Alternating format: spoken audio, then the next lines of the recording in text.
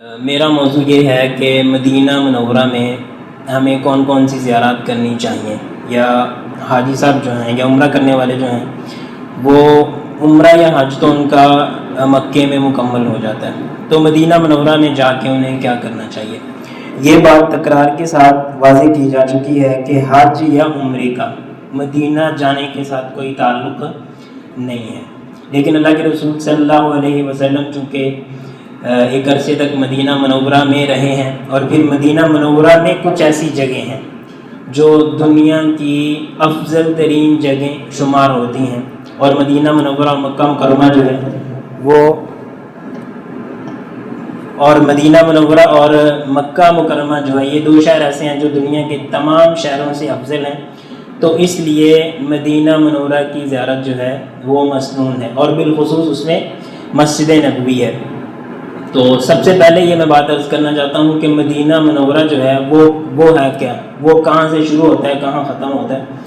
تو صحیح بات تو نقشہ دیکھنے سے واضح ہوتی ہے، یا آپ وہاں جائیں گے تو واضح ہوگی، لیکن احادیث کے اندر مدینہ منورہ کے جو 4 جہتیں متعین کر دی گئی ہیں، یعنی 4 چیزیں بیان کر دی گئی ہیں، ان کے درمیان جو ہوگا وہ مدینہ منورہ ہے یا حرم شمار ہوتا ہے، یا آپ کہہ لیجئے کہ اللہ کے نبی کریم صلی اللہ علیہ وسلم نے جس کو مدینہ منورہ قرار دیا، جس کی فضیلت بیان کی ہے، یہ وہ جگہ ہے۔ اللہ کے رسول صلی اللہ علیہ وسلم جب مدینہ منورہ تشریف لائے تو آپ نے وہاں آ کے ایک دعا کی تھی کہ اللہ تعالیٰ جس طرح حضرت ابراہیم علیہ السلام نے مکہ مکرمہ کے لیے برکت کی دعا کی ہے، تو اور انہوں نے اس کو حرم قرار دیا، یعنی حرمت والا اور محترم شہر قرار دیا ہے، اسی طرح میں یہ چاہتا ہوں کہ مدینہ منورہ بھی ایک حرمت اور محترم شہر بن جائے، اور اس میں بھی برکت آ جائے جس طرح کہ مکہ مکرمہ میں ہے۔ بلکہ آپ نے فرمایا کہ اللہ تعالیٰ جتنی مکہ کے اندر برکت ہے اس سے ڈبل اور ٹرپل برکت مدینہ منورہ کے اندر آ جائے، تو اس وجہ سے بعض علماء کرام جو ہے نا وہ مدینہ منورہ کو مکہ سے بھی افضل قرار دیتے ہیں۔ اچھا، مدینہ منورہ جو ہے نا اس کے اللہ کے رسول صلی اللہ علیہ وسلم نے حدود بیان کرتے ہوئے فرمایا ہے کہ مدینہ منورہ 2 پہاڑوں کے درمیان حرم ہے۔ 2 پہاڑ کون کون سے ہیں؟ ایک پہاڑ ہے عیر، اس کا نام ہے، دوسرا پہاڑ ہے سور، اور یہ دونوں بالکل ایک دوسرے کے اپوزٹ ہیں، یعنی آپ یہ کہہ لیجئے کہ ایک جنوب، شمال، مشرق اور مغرب، یہ 4 جہتیں ہیں۔ تو اگر آپ مکہ مکرمہ سے جائیں گے تو سب سے پہلی جہت جو آئے گی وہ جنوب ہے، اور مکہ مکرمہ مدینہ منورہ سے چونکہ جنوب کی جانب ہے تو یہ قبلہ کی سائڈ بن جاتی ہے۔ تو ذوالحلیفہ کے پاس جہاں سے حاجی جب آپ کہہ لیجئے کہ مدینہ منورہ سے جب مکہ مکرمہ کی طرف جاتے ہیں اور وہاں سے وہ احرام وغیرہ باندھتے ہیں یا نیت کرتے ہیں، تو ذوالحلیفہ اس جگہ کا نام ہے۔ اس کے قریب ایک پہاڑ ہے جس کا نام ہے عیر اس پہاڑ کا نام ہے۔ یہاں سے لے کے دوسری طرف بالکل مدینے کی دوسری جانب یعنی شمال کی جانب احد پہاڑ کے پیچھے ایک پہاڑ ہے جس کا نام ہے سور، جبل سور۔ اصل میں وہ اس کی بناوٹ اس طرح کی، سور اس کو بیل کو کہتے ہیں عربی زبان میں، تو اس وجہ سے اس کا نام سور ہے۔ تو یہ 2 جہتیں متعین ہو چکی ہیں، یعنی جنوب کی طرف عیر پہاڑ سے مدینہ شروع ہوگا، اور شمال کی طرف وہ جبل سور سے مدینہ منورہ شروع ہوگا۔ اچھا، اب مشرق اور مغرب میں اس کی کیا جہت ہے؟ تو اس کے لیے اللہ کے رسول صلی اللہ علیہ وسلم نے کوئی حتمی جگہ کا نام نہیں لیا، بلکہ آپ نے فرمایا کہ 2 حروں کے درمیان جو جگہ ہے نا وہ مدینہ منورہ یا حرم والی جگہ ہے۔ تو 2 حرے جو ہے نا وہ ہمارے لیے، حرہ اصل میں اس جگہ کو کہتے ہیں جو پتھریلی زمین ہو۔ زمین کی مختلف قسمیں ہیں، تو ان میں سے ایک قسم یہ ہے کہ وہاں پہاڑ ہوتے ہیں، ایسے لگتا ہے کہ یہاں کوئی چیز جلی ہوئی ہے۔ تو یہ جو جگہ ہے نا یہ ہمارے لیے چونکہ ہم نے دیکھی نہیں ہے تو ہمارے لیے یہ واضح نہیں ہے، لیکن آپ مدینہ منورہ میں جا کے کسی سے پوچھیں گے نا کہ حرہ کس چیز کا نام ہے تو وہ ہر چیز آپ کو بالکل واضح بتا دے گا۔ جس طرح کہ ہمیں یہ پتا ہے کہ ٹاؤن شپ یہاں سے شروع ہوتا ہے، گرین ٹاؤن وہاں ختم ہوتا ہے، کلمہ چوک اس جگہ کا نام ہے فلان جگہ، تو یہ چیزیں ان کے لیے بالکل واضح ہیں۔ تو یہ تھی مدینہ منورہ کی حدود۔ اب مدینہ منورہ جو ہے نا اگر مطلب مختصراً بات کی جائے تو پورے کا پورا مدینہ ہی زیارت ہے۔ اس کی وجہ یہ ہے کہ اللہ کے رسول صلی اللہ علیہ وسلم اور آپ کے صحابہ کرام جو ہے نا آپ ان جگہوں پہ رہیں، اور آپ کسی ایک جگہ پہ نہیں بلکہ پورے کا پورا مدینہ جو ہے اور اس کے ارد گرد جو ہے وہ اسلام کی ابتدا اور اس کی شوکت و سطوت کی داستانیں وہاں موجود ہیں۔ تو اگر تو زیارت یعنی اس معنی میں لیا جائے کہ ہم نے ایک اچھی جگہ دیکھنی ہے، ایک اچھی چیز دیکھنی ہے، جس طرح کہ ہم اور بہت ساری جگہوں پہ جاتے ہیں، تو پورے کا پورا مدینہ ہی زیارت ہے۔ جس طرح لوگ پاکستان میں بعض جگہوں پہ جاتے ہیں یا دیگر ملکوں میں جاتے ہیں، تو اس نظر سے اگر دیکھا جائے تو پورے کا پورا مدینہ زیارت ہے، چپا چپا اور قدم قدم جو ہے وہ مدینہ منورہ کا زیارت ہے، اور کسی ایک چیز کو وہ اس سے یعنی مستثنا نہیں کیا جا سکتا۔ اچھا، دوسری بات یہ ہے کہ مدینہ منورہ میں زیارت کرنے کی کوئی خاص فضیلت ہے؟ تو ویسے تو میں نے کہا کہ پورے کا پورا مدینہ ہی وہ افضل ہے اور ایک محترم جگہ ہے، لیکن کچھ جگہیں ایسی ہیں جن کی بالخصوص فضیلت بیان ہوئی ہے۔ مثال کے طور پہ مسجد نبوی جو ہے اس کی زیارت کی یعنی اس میں نماز پڑھنے کی فضیلت بیان ہوئی ہے، اور اللہ کے رسول صلی اللہ علیہ وسلم نے فرمایا کہ مدینہ منورہ یعنی مسجد نبوی کے اندر ایک نماز پڑھنا وہ 1000 نماز کے برابر ہے۔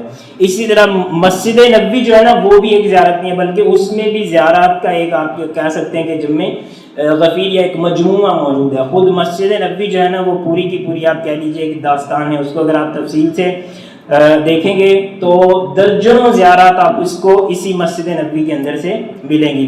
یعنی مسجد نبوی کا وہ حصہ جو اللہ کے رسول صلی اللہ علیہ وسلم کے زمانے میں ہوا کرتا تھا، آپ کہاں بیٹھتے تھے، آپ مہمانوں سے کہاں ملاقات کرتے تھے، کسی کو سزا دی تو وہ کون سی جگہ تھی، آپ نے یہ کام کیا تو وہ کون سی جگہ، یعنی یہ ساری کی ساری تفصیلات جو ہے نا وہ مسجد نبوی کے اندر موجود ہیں۔ پھر اللہ کے رسول صلی اللہ علیہ وسلم کے زمانے میں ہی مسجد نبوی کی توسیع کی گئی تھی، تو یہ باقاعدہ ایک زیارت ہے کہ ان دونوں کے درمیان فرق وہ کہاں سے ختم ہوتی ہے، کہاں سے شروع ہوتی ہے۔ پھر نبی کریم صلی اللہ علیہ وسلم کے بعد جو ہے وہ مسجد نبوی کی توسیع ہوتی رہی، اور آخر تک یہ 1405 کے اندر جو سب سے بڑی مسجد نبوی کی توسیع ہے، یہاں تک ایک لمبا چوڑا سلسلہ ہے۔ تو اگر تو آپ تاریخی اعتبار سے مسجد نبوی کو دیکھنا چاہتے ہیں تو یہ باقاعدہ ایک مستقل موضوع ہے، اور اس کے اوپر مستقل کتابیں لکھی ہوئی ہیں، اور باقاعدہ یہ چیزیں جو میں آپ کو بتا رہا ہوں نا، آپ چاہیں گے تو وہاں یعنی مسجد نبوی کے اندر یہ چیزیں انہوں نے ان کو متعین بھی کیا ہوا۔ مثال کے طور پہ آپ مسجد نبوی کے شروع میں چلے جائیں گے تو آپ کو ستونوں کے اوپر لکھا ہوا نظر آئے گا ھذا حد مسجد رسول اللہ صلی اللہ علیہ وسلم، کہ یہ اللہ کے رسول صلی اللہ علیہ وسلم کی مسجد کی حدود ہے، یعنی ان ستونوں کے اندر اندر وہ جگہ ہے جہاں اللہ کے رسول صلی اللہ علیہ وسلم کے زمانے میں جو مسجد ہوا کرتی تھی۔ اسی طرح مسجد نبوی کے اندر ہی ریاض الجنہ ہے، جو مسجد نبوی ساری کی ساری افضل ہے، لیکن اس سے بھی زیادہ افضلیت اس جگہ کو ہے۔ آپ نے فرمایا ما بین بیتی و منبری روضۃ من ریاض الجنہ، کہ یہ جو میرے منبر اور میری گھر کے درمیان کا جو حصہ ہے یہ جنت کے باغیچوں میں سے ایک باغیچہ ہے۔ اچھا، یہ بات واضح ہونی چاہیے کہ ریاض الجنہ جو ہے اس کی یہ فضیلت ہے، یعنی اللہ کے رسول صلی اللہ علیہ وسلم نے اس کو جنت کا باغیچہ قرار دیا ہے، لیکن اس کا معنی یہ نہیں ہے کہ وہاں آپ یعنی ہمیں کوئی خاص عبادت کرنی چاہیے، یا وہاں جس طرح کے مسجد نبوی میں فرمایا کہ ایک نماز کا پڑھنے کا 1000 نماز کے برابر ثواب ہے، تو اس کی اس طرح کر کے اور کوئی فضیلت نہیں ہے۔ مطلب میں یہ کہنا چاہ رہا ہوں کہ اگر آپ نے 1000 نماز کا ثواب لینا تو اس کے لیے آپ کو ریاض الجنہ میں جانے کی کوئی ضرورت نہیں ہے، مسجد نبوی میں کسی بھی جگہ پہ آپ پڑھ سکتے ہیں۔ البتہ یہ کہا جا سکتا ہے چونکہ وہ مسجد نبوی میں بھی ایک افضل جگہ ہے تو یہاں پہ کوئی متعین ثواب تو نہیں ہے، لیکن یہ کہا جا سکتا ہے کہ شاید دوسری جگہوں سے وہاں ثواب زیادہ ملتا ہوگا۔ تو یہ جو جگہ ہے نا، یہ یعنی ریاض الجنہ جو ہے یہ باقاعدہ انہوں نے نیچے ان کا قالین جو ہے نا وہ تبدیل کیا ہوا ہے۔ وہاں آپ پہنچیں گے، پہلے جو ہے وہ پوری کی پوری مسجد نبوی جو ہے نا اس کا قالین سرخ تھا، اور آگے ریاض الجنہ میں آپ پہنچ جائیں تو اس کے قالین کا رنگ اور تھا، اور ابھی بھی ویسے اس دفعہ رمضان کے اندر اس میں کچھ تبدیلی ہوئی ہے، تو ابھی آپ جا کے وہاں دیکھیں گے تو شاید کوئی نہ کوئی نشانی آپ کو ضرور نظر آئے گی۔ خیر، یہ مسجد نبوی سے متعلق ایک مختصر سی بات تھی۔ اس کے بعد مدینہ منورہ میں مسجد نبوی کے بعد جس کو سب سے افضل جگہ کہا جا سکتا ہے وہ مسجد قباء ہے، اور آپ کے علم میں یہ بات ہونی چاہیے کہ مسجد قباء جو ہے نا وہ مسجد نبوی سے بھی پہلے کی ہے۔ اللہ کے رسول صلی اللہ علیہ وسلم جو ہے جب مدینہ منورہ میں داخل ہوئے تھے نا تو آپ مسجد قباء یعنی قباء بستی جو ہے نا اس کی طرف سے آپ داخل ہوئے تھے، اور وہاں آپ نے قیام کیا تھا، اور پھر وہاں مسجد بنائی گئی تھی۔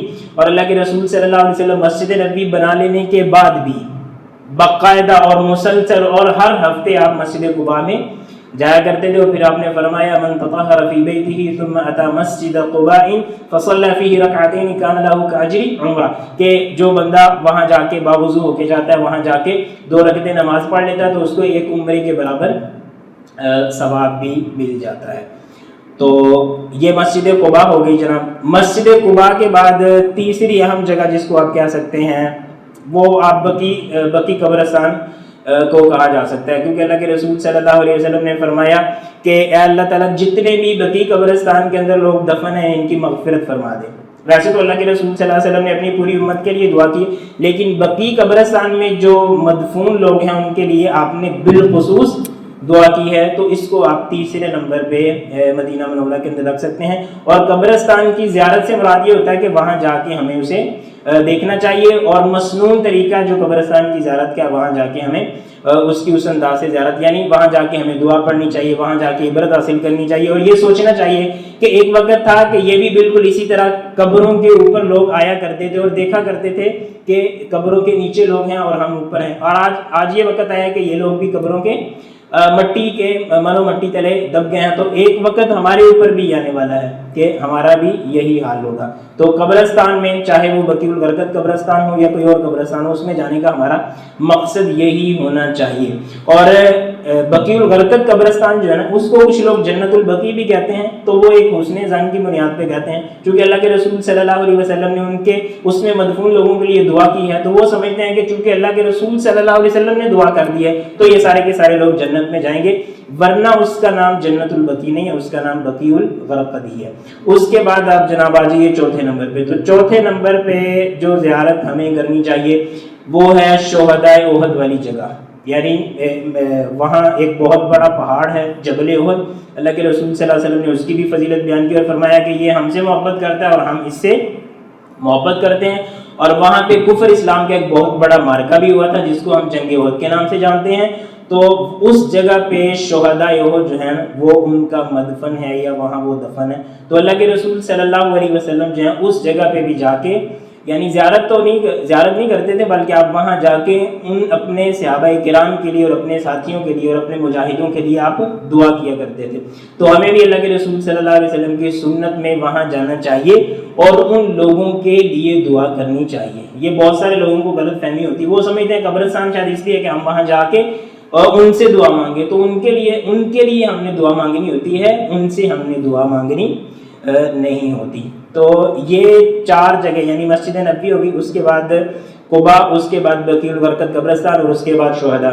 یہ 4 جگہ ایسی ہیں کہ جن میں وہاں جانے کی کوئی خاص فضیلت بیان کی جا سکتی ہے, یہ جس کے بارے میں کہا جا سکتا ہے کہ اللہ کے رسول صلی اللہ علیہ وسلم یہاں اہتمام کے ساتھ جایا کرتے تھے. اس کے علاوہ مدینہ منورہ میں میرے علم کے مطابق کوئی ایسی جگہ نہیں ہے جس کی آپ, یعنی ایک تو مدینہ ہے نا, وہ تو سارے کا سارے فضیلت والا ہے. اس سے ہٹ کے یعنی جس طرح 4 چیزوں کے میں نے آپ کے سامنے بیان کی ہے, تو اس کے علاوہ کسی اور جگہ کی اس طرح کی فضیلت نہیں ہے. البتہ اور کئی تاریخی مقامات ہیں, مثال کے طور پہ جو جنگ احد والی جگہ ہے وہاں موجود ہے, وہ خندق کے نام سے بھی مشہور ہے, 7 مساجد یعنی 7 مسجدوں کے نام سے بھی معروف ہے. تو وہاں بھی آپ جائیں, اور وہاں جا کے یہ کرنا چاہیے کہ وہاں بھی ایک چھوٹا سا قبرستان ہے, تو وہاں جا کے بھی قبرستان کی جو مسنون دعا ہے وہاں جا کے اس کو پڑھنا چاہیے. مسجد ویسے بنی ہوئی ہے تو اس کو ویسے دیکھ لینا چاہیے, لیکن جس طرح مسجد قباء میں یا مسجد نبوی میں یا مسجد حرام میں نماز پڑھنے کا ثواب ہے, وہاں اس طرح کا کوئی ثواب نہیں ہے. لیکن ایک بات آپ ذہن میں رکھیے کہ آپ جس وقت بھی یا جس مسجد میں بھی جائیں گے نا, تو تحیت المسجد ہے وہ تو کسی بھی مسجد میں پڑھنا ایک ثواب کا کام ہے. اگر آپ کے پاس وقت ہو, ٹائم ہو, تو آپ کسی بھی مسجد میں جا کے 2 رکعت نماز پڑھیں گے تو وہ تحیت المسجد کے طور پہ پڑھا جا سکتا ہے. لیکن ویسے اس کو یہ سمجھنا کہ یہاں چونکہ زیارت ہے تو یہاں 2 رکعتیں بھی پڑھنی چاہیے, اس طرح کا کوئی تصور جو ہے وہ موجود نہیں ہے. اس کے بعد آپ 5ویں جگہ آ جائیں تو وہ ہے مسجد قبلتین. مسجد قبلتین کا مطلب ہوتا ہے 2 قبلے. تو وہ 2 قبلوں والی مسجد اس وجہ سے مشہور ہے, مشہور واقعہ سب کو ہی پتا ہے کہ وہاں ایک ہی نماز جو ہے وہ 2 قبلوں کی طرف رخ کر کے پڑھی گئی تھی. تو وہ خندق کے بالکل تھوڑا سا قریب ہی ہے, آپ چاہیں تو وہاں سے پیدل چل کے بھی یعنی 10-15 منٹ میں جا سکتے ہیں. تو اس کی بھی آپ زیارت کرنا چاہیں تو بلکہ ان جگہوں کی نا میں کہہ رہا ہوں کہ ثواب کی نیت سے نہیں، لیکن ویسے ہی ہم کسی جگہ پہ جاتے ہیں تو زیارت تو ہم کرتے ہیں نا، چیزیں دیکھتے ہی ہیں نا ہم، اور بہت ساری جگہ دیکھتے ہیں.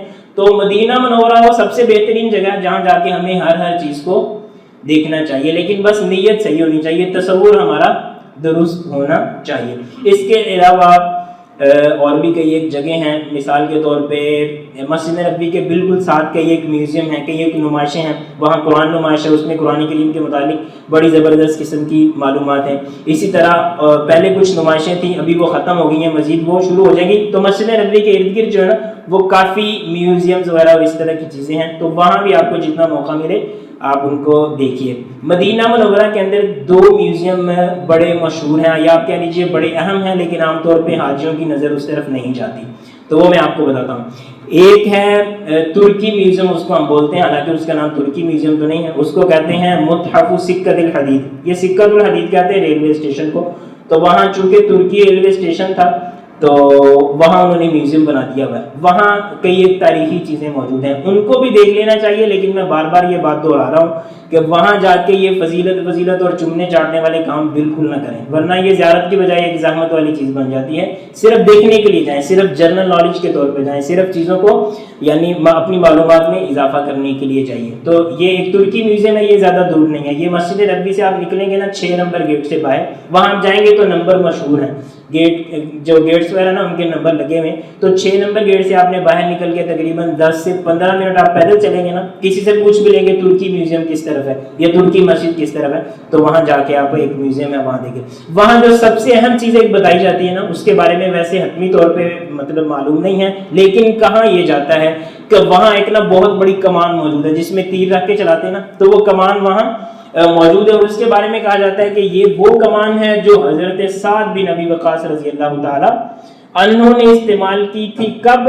احد کے موقع پہ، جنگ احد کے موقع پہ، اور اللہ کے رسول صلی اللہ علیہ وسلم نے اس وقت ان کو دعا بھی دی تھی. یہ قصہ مشہور ہے. ایک اور میوزیم ہے، وہ ذرا دور ہے، آپ کو وہاں جانے کے لیے باقاعدہ گاڑی یا ٹیکسی وغیرہ کا انتظام کرنا پڑے گا، اور وہ گاڑی پہ 15-20 منٹ کا رستہ ہے. اس میوزیم کا نام ہے متحف دار المدینہ، یا مدینہ میوزیم بھی اس کو کہتے ہیں.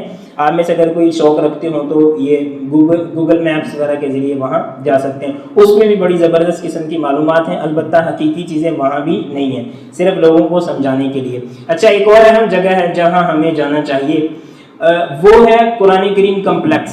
مدینہ منورہ کے اندر ایک جگہ ہے قرآن کریم کمپلیکس، اور وہ دنیا کا سب سے بڑا قرآن کریم کی خدمت کے لیے بنایا گیا ادارہ ہے.